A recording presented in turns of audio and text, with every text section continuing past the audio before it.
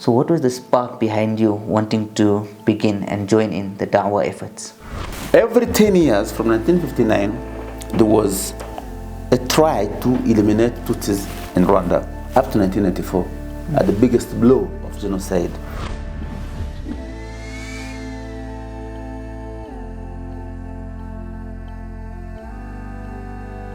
Assalamu alaikum wa rahmatullahi wa barakatuh, and welcome back to Dawah Legacies with your host Abdullah Panjwani and a guest today who was the Grand Mufti of Rwanda for almost 10 years, alhamdulillah, and a special guest of Ayera during this weekend.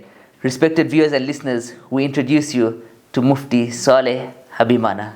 Assalamu alaikum, Sheikh. Wa alaikum salam wa rahmatullahi wa barakatuh. How are you? I'm good. Alhamdulillah. So before we get into the deeper details, we normally tend to start on a light-hearted note. So let's go back to, let's say, 40 years ago, a teenage Mufti Saleh, or at that time just Saleh Habimana. What were his passions, his interests, and have any of them continued to date? Bismillah ar-Rahman ar-Rahim. Alhamdulillah Rabbil Alameen. Wa salatu wa salam ala Sayyid al-Mursaleen. Sallallahu alayhi wa ala alihi wa sahbihi ajma'in. Saleh Habimana, who was born in Rwanda, in a district called Rwamagana, in 1961. The month was October, the date was 20. So 40 years ago, I was almost like 25 years old. By then I was in Libya doing my Islamic studies in the University of Tripoli, called by then Jamiyat Dawah al-Islamiyya al-Alamiyya, in the era of Muammar al-Gaddafi. My hobby by that time, it was more to do with da'wah, of course, because that was my passion from my childhood. I don't remember the time I started doing da'wah. All of what I know is that while doing my secondary school, I had a teacher I loved a lot. His name was Muhammad al-Qaid. He passed away. He was a Libyan, and he was in charge of the Islamic Center in Rwanda, where I was doing my secondary studies. So every holiday, he will take us for da'wah trips out of Kigali, my capital city. We'll go and spend like 1 to 3 days in a place, move to another place, and then we'll be given only 2 nights at home to prepare to go back to school. So my hobby was da'wah. Lucky enough, I was in university doing da'wah courses. Alhamdulillah. MashaAllah. Any favorite sports or pastimes? I loved soccer. Because my uncle, the elder brother to my father, the late Juma Pili, who was a goalkeeper of the national team of Rwanda. And I loved him so much, and we looked alike. And so I was a goalkeeper also of my university, and I was among the top 11. So I never sat on the bench. So I was a goalkeeper. I loved my sport, yes. MashaAllah. That makes a lot of sense. You know, the goalkeeper is the last line of defense. Yes. And with you, alhamdulillah, becoming the Grand Mufti of Rwanda must have been a very special moment, being the last line of defense, or the main defense, alhamdulillah, of Rwanda. When did that actually begin as a goal to become the Grand Mufti of Rwanda? Normally, completing my studies in Libya, that goes back to 1987. I went back home. Reaching Rwanda, my country, I was eager to serve in the Ministry of Foreign Affairs as a translator, just because that is the much I can aim at. I submitted to work in the Ministry of Foreign Affairs, and I was rejected because of Islam. Then I said, I have no place in this country. I decided to move from Rwanda, going back to Libya for further studies. But again, they asked me, because they loved me a lot back in Tripoli, because of soccer, of course, because of being activist in the Gaddafi revolution. I was given a chance. They told me, what do you want us really to do for you? I said, I don't want to do anything except to go to Botswana, to serve in Botswana as a da'i. From there, I'll be able to increase my knowledge I'll be able to be exposed to another disciplines in terms of education, then I'll go back home. And then I was taken to Botswana in 1988, beginning of 89. That's how I got myself in Botswana. Right. I'd be remiss not to talk about the genocide of Rwanda, especially with such an esteemed and high-level guest of the episode. What do you feel was the Muslims' perception or the role during that time that the genocide was happening? And is there any really interesting points that you can tell us about that? Yes. Normally, the proper naming of genocide in Rwanda is genocide against the Tutsis. It's not a genocide or Rwandan genocide just as a name. So it's the genocide against the Tutsis. Genocide against the Tutsis in Rwanda goes back to 1959 because that was the first trial of trying to see if they can eliminate Tutsi tribe in Rwanda. They were not really strong enough to succeed in that endeavor. But now, Muslims behaved in a good way, rescuing Tutsis in their own homes. They had many reasons to do so, but one of them was just because intermarriage in a Muslim was something which was widespread all across the country. So Muslims, men, Hutus or non-Hutus, they were not ready to kill Tutsis. They were not ready to kill Tutsis because they said, these are our in-laws.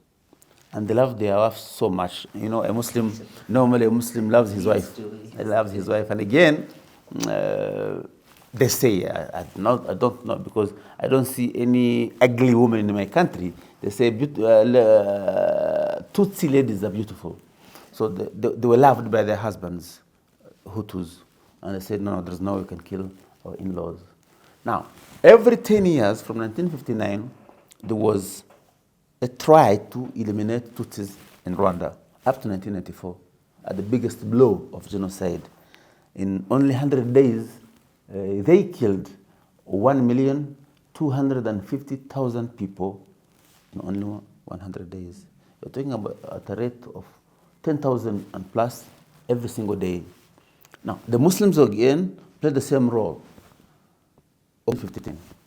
They were opening their homes, they were opening their mosques, they were opening their masjids. So whoever got refuge within the Muslim homes or masjid is alive till today. Unfortunately, it was misuse of religion in Rwanda. Whoever got refuge in the church was killed right in the church. You see, so Muslims played a very resisting role when it comes to killing Tutsis, mashallah, right from 1959 to 1994. Very interesting, mashallah. Sticking on the topic of Rwanda, is there any one particular quality that you enjoy most within Rwanda and amongst the Rwanda people? The quality I enjoy right now in Rwanda is the resilience of the nation, collecting all ashes left by genocide and building a nation which can stand on its two legs and voice out to everyone and not ready to submit to any outside pressure. You know, when it comes to Rwanda, it's Rwanda first.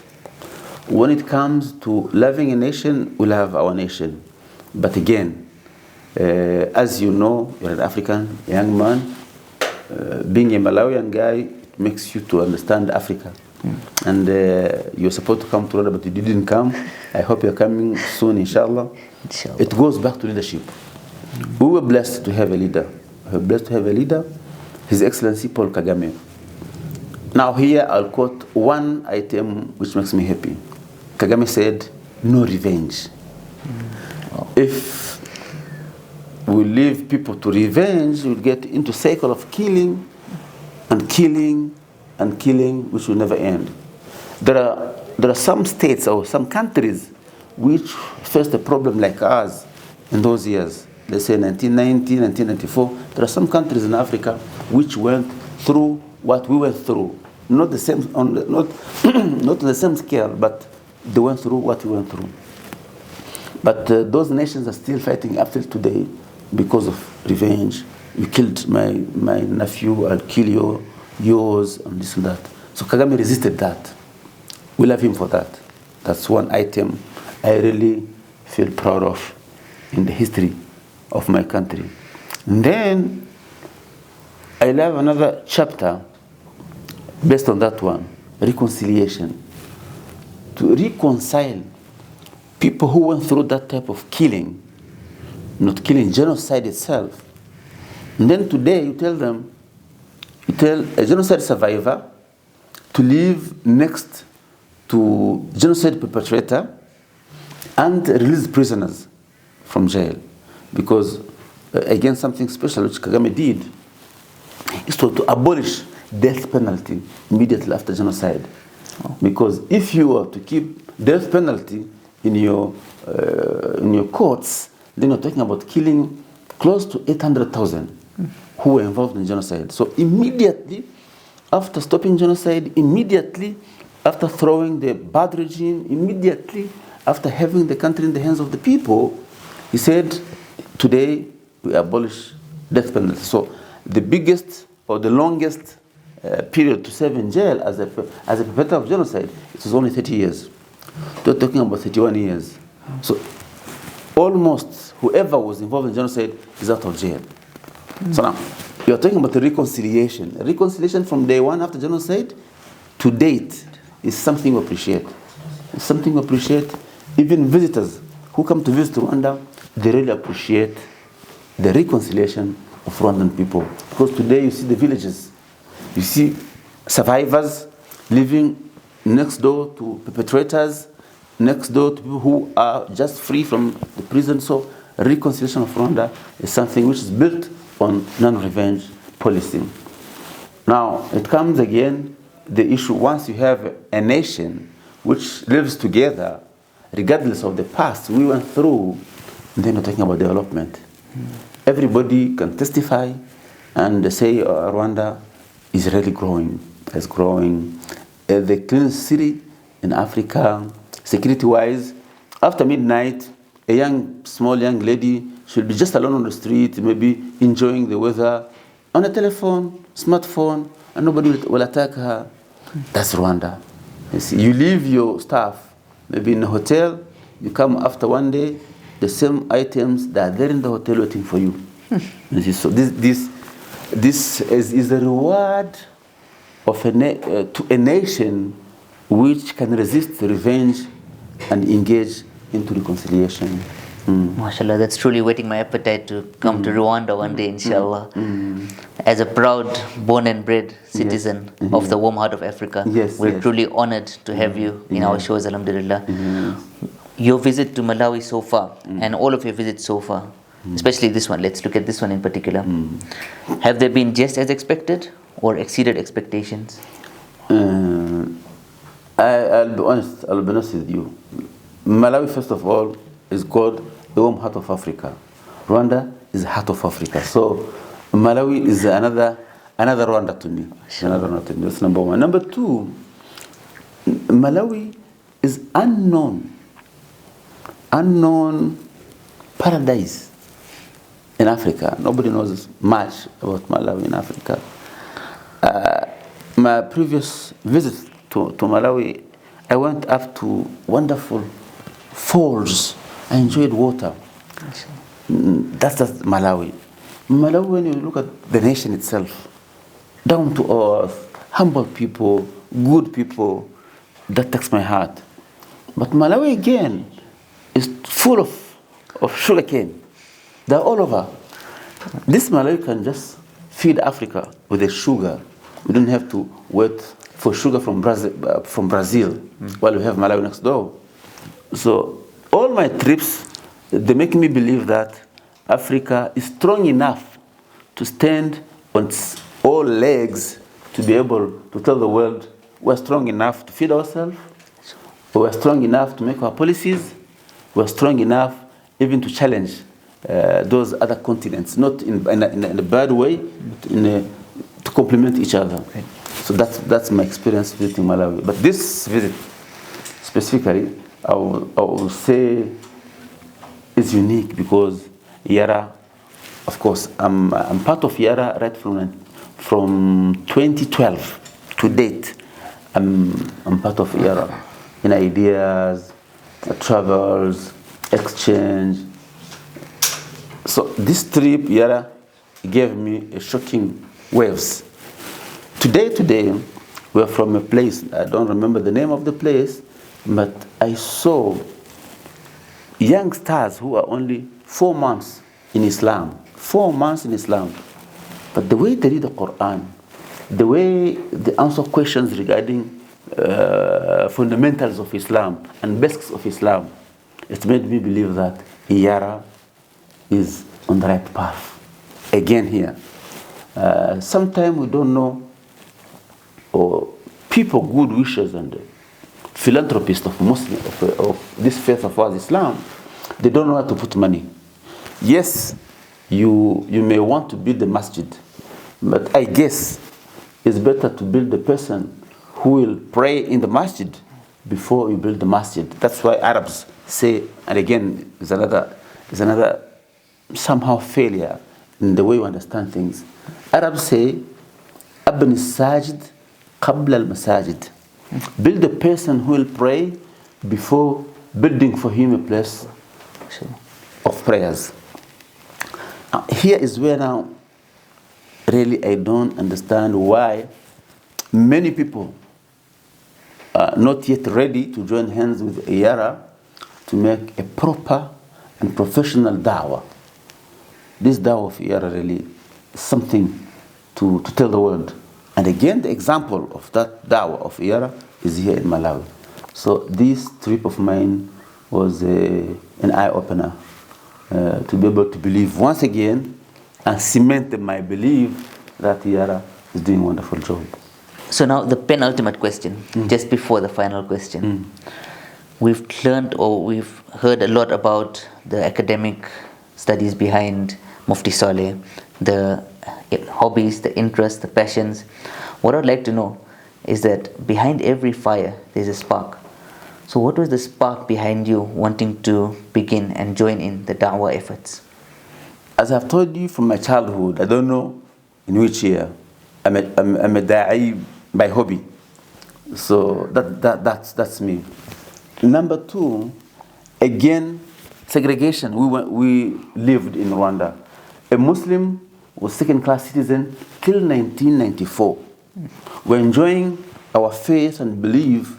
We're enjoying our country only after 1994. So all along, I just felt I have to fight hard and make sure our number gets bigger because majority rule, and we are there to be able to live like any other Rwandese. So I have that drive in me, first of all as a hobby from my childhood, to my country in which we lived as second-class citizens with so few, located in small locations, not allowed to visit or to be visited by anyone who is not a Muslim.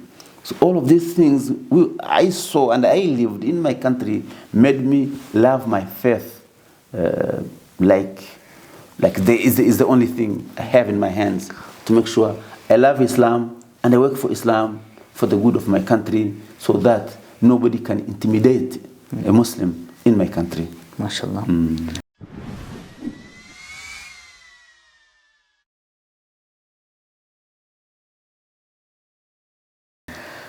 Now, we all know life is very temporary. Any time now, any day, any month, any year, we'll no longer be here. So let's look a few years down the line, decades, centuries down the line. Which one quality would you like Mufti Saleh to be remembered by? A person who loves youngsters. Beautiful. MashaAllah. For the good of Islam. Is that because that's something you've had a passion for or something that and you didn't for the have? good of Rwanda. MashaAllah. That's beautiful to hear. I just love youngsters for the good of Islam and for the good of my country, Rwanda. MashaAllah. Rwanda, which has given me a lot. A youngster a small boy suffering from the childhood, trying to work in the Ministry of Foreign Affairs as a translator, and later on, after 1997, serving as a Mufti, after serving as a Mufti, given a chance to serve in politics, becoming an MP, a Director General, and lately to be the Ambassador of Rwanda to Cairo, and from Cairo overseeing Libya, Tunisia, Algeria. And after my 4 years as time to serve at the station, I was taken to be the first Ambassador of Rwanda in the Kingdom of Morocco. Now imagine a person trying to be just a translator in the Ministry of Foreign Affairs, then your country gives you a chance to serve as ambassador. I love my country. MashaAllah. And thank you And for we giving love me a you. chance. Thank you for giving me a chance. And I love Yara, which gave me a chance to speak. We love you for the sake of Allah. Jazakallah. May Allah bless you infinitely in your health, your wealth, your ilm, your time, and take you from strength to strength in this world and the next. Jazakallah. Jazakallah. Jazakallah. Jazakallah. Assalamu alaikum. This has been your host Abdullah Panjwani with truly, honestly, personally, one of the most memorable episodes for myself and hopefully for everybody else out there as well. Please don't forget to like, share and subscribe for even more amazing guests, episodes and content. And on that note, to one and all, Assalamu alaikum wa rahmatullahi wa barakatuh.